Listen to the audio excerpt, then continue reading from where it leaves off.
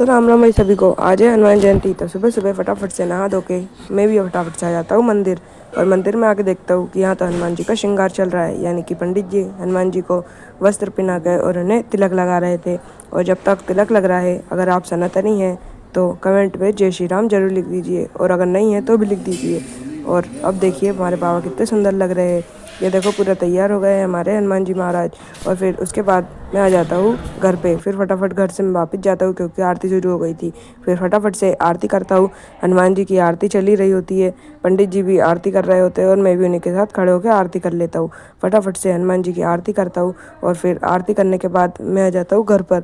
घर पर जैसे मेरा आज का मेन व्लॉग होने वाला है ड्राइंग का, तो मैं भी फटाफट से ड्राइंग का पूरा सामान निकाल लेता हूँ और शुरू कर देता हूँ अपनी ड्राइंग। तो मैं बना रहा हूँ हनुमान जी की ड्राइंग, जैसे कि आप देख ही पा रहे हो।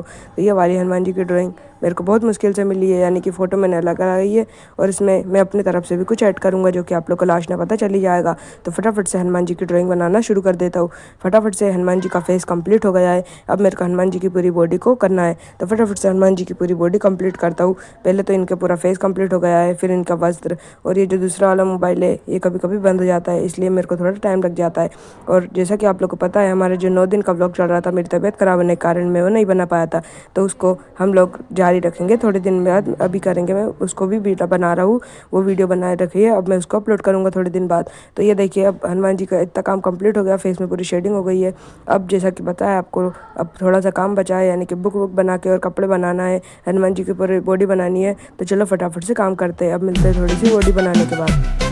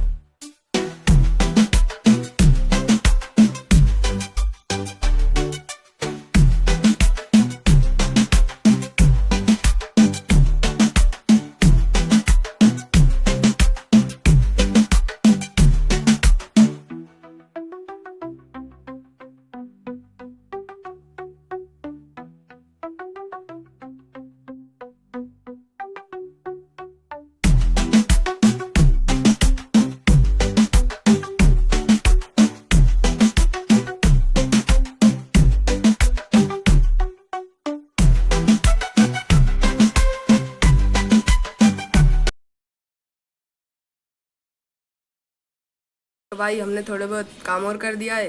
तो अब उसके आगे का जो हमारे हनुमान जी के कपड़े थे वो मैं सोच रहा हूँ कि ब्लैक एंड वाइट करने से बढ़िया उसको भगवा रंग का कर देते हैं तो और बढ़िया लगेगा। तो चलो फटाफट से काम करते हैं और फिर उसके बाद मैं मिलता हूँ फिर से।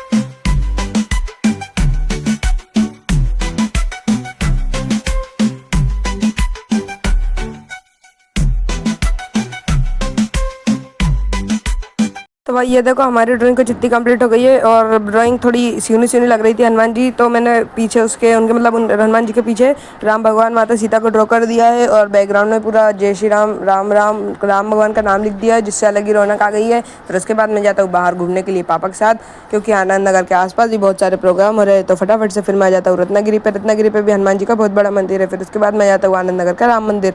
फिर उसके बाद यहाँ पे देखो हनुमान जी बैठे हुए हैं और राम भगवान जी की भी प्रतिमा के दर्शन करता हूँ और फिर आ जाता हूँ प्रेस कॉलोनी में। और यहाँ पे तो बहुत भव्य प्रोग्राम चल रहा था।